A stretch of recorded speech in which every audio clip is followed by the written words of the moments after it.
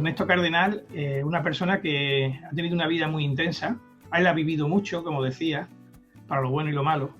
Y es una persona que nació allá en enero de 1925 y que desde entonces pues, ha ejercido de poeta, de sacerdote, de teólogo, de escritor, de traductor, de escultor, político.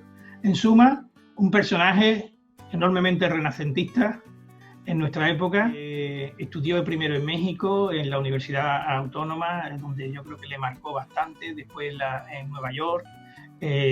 Y él mismo se embarcó siendo muy joven, con apenas 22 años, se embarcó en un viaje por toda Europa. Estuvo 2 años en España, en Suiza, en Italia, que creo que también eso le llegó a marcar profundamente. Cuando él volvió con escasamente 25 años, volvió a Nicaragua, ya venía con un perfil enormemente reivindicativo. Se unió a la Revolución de Abril de 1954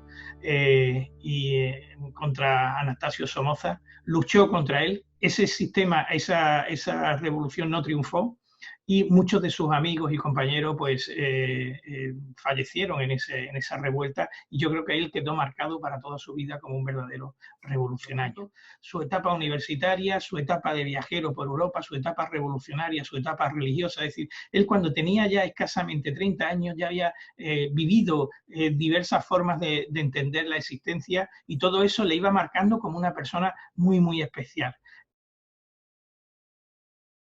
Él hablaba mucho de la revolución desprovista de venganza, eso es lo que él siempre decía.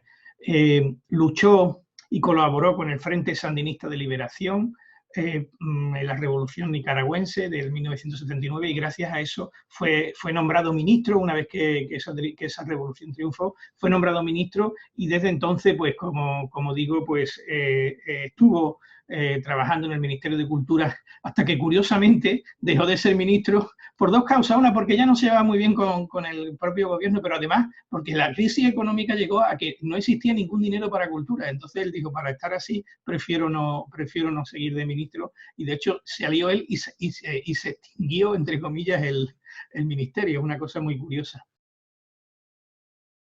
Él siempre ha sido una persona que ha vivido de la teología de la liberación, esa que basa la vuelta a los principios de Jesús, la vuelta a esa unión y comunión con los pobres, y la lucha, yo diría que a veces encarnizada, contra llamémosla, la jerarquía eclesiástica. Esto le llevó a él a ser una persona muy crítica, de tal manera que en 1983 se produce quizás su imagen más conocida a nivel internacional, que es cuando el Papa Juan Pablo II, el 4 de marzo, visitó en Nicaragua. Pues él recibió al Papa arrodillado, y el Papa Juan Pablo II, San Juan Pablo II, ahora pues le recriminó con el dedo muy efusivamente, que salió en las imágenes de forma por todo el mundo, el que hubiera formado parte del gobierno sandinista, y el que siendo sacerdote, sin dejar de serlo, pues hubiera vinculado a un gobierno que el Papa entendía que era de izquierda. En ese momento no lo suspendió a Divini, pero justo casi un año después, en febrero de 1984, el 4 de febrero, lo suspendió a él, suspendió a su hermano, que también era sacerdote, a su hermano Fernando, y suspendió también a algunas personas más, fundamentalmente a Descoto. Posteriormente, 30 años después que estuvo sin poder ejercer el sacerdocio, el 4 de agosto del 2014, el Papa Francisco, curiosamente, levantó el veto, pero se lo levantó a los demás y no a él. Es una cosa muy curiosa, eso quizá lo sabe poca gente. A él hubo que esperar 5 años más para que el 19 de febrero de 2019, cuando ya llevaban 5 años ejerciendo los demás que habían estado, los demás vivos que quedaban, que habían estado suspendido a Divini, pues el Papa lo volvió a reintegrar cuando ya estaba muy enfermo, ya creían que iba a morir, curiosamente. Yo tengo una anécdota en este aspecto, por ejemplo, pues que comiendo con él y con los amigos y compañeros de Incudema, de esa asociación que tanto ha hecho por unir a Ernesto Cardenal con Huelva, pues comiendo un día en Punta Umbría con Ernesto, estando el Papa Francisco recién nombrado, le pregunté, bueno, Ernesto, ¿y tú qué opinas del Papa? Llevaba el Papa unos meses. Dice, pues mira, yo creo que lo está haciendo bien. Está haciendo lo que tiene que hacer y si lo dejan, será un gran papa. Lo de si lo dejan fue muy premonitorio. Y me dije, y como siempre él siempre le gustaba mucho dejar esas improntas.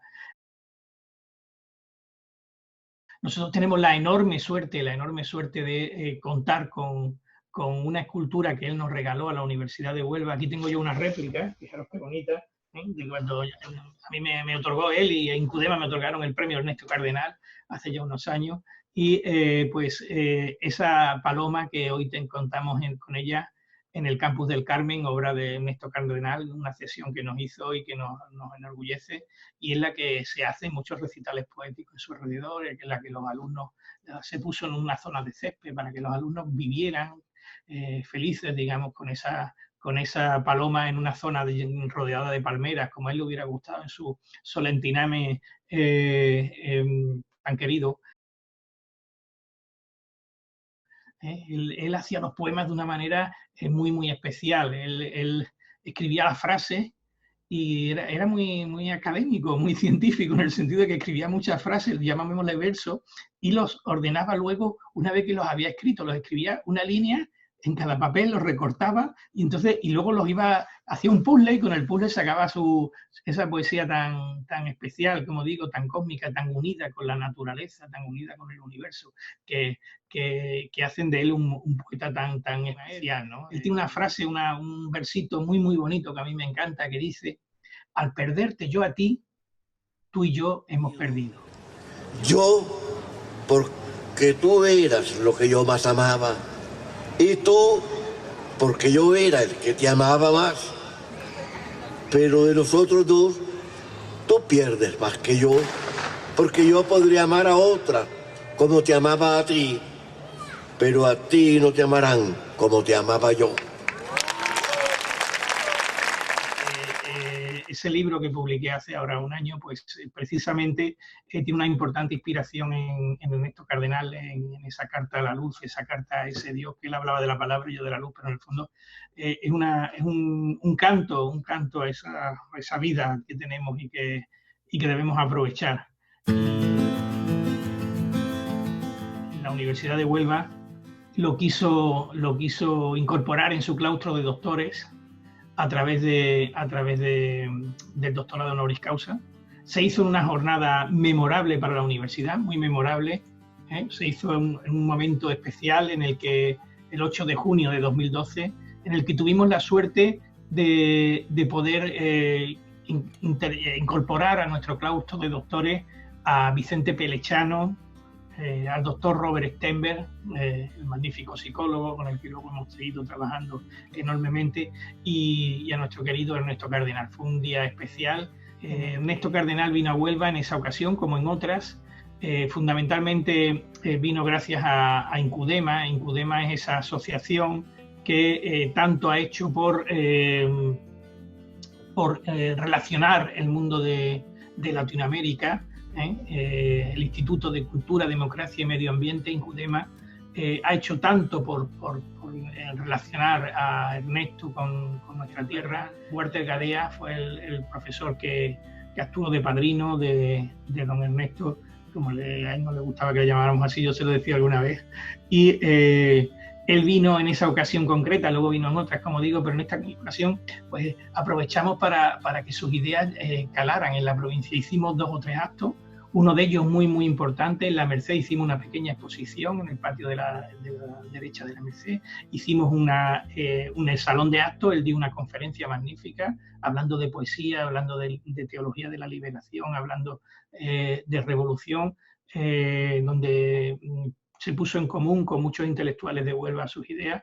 También lo hicimos en el Instituto Diego Guzmán y Quesada, donde también se hizo para los alumnos universitarios y también para alumnos de instituto un acto precioso. Y bueno, pues estuvimos realizando un gran número de actividades que nos permitieron poder dar a conocer, más que a la obra, a la persona, a la magnífica persona que tuvimos la enorme suerte de tener como doctor honoris causa de la Universidad de Huelva.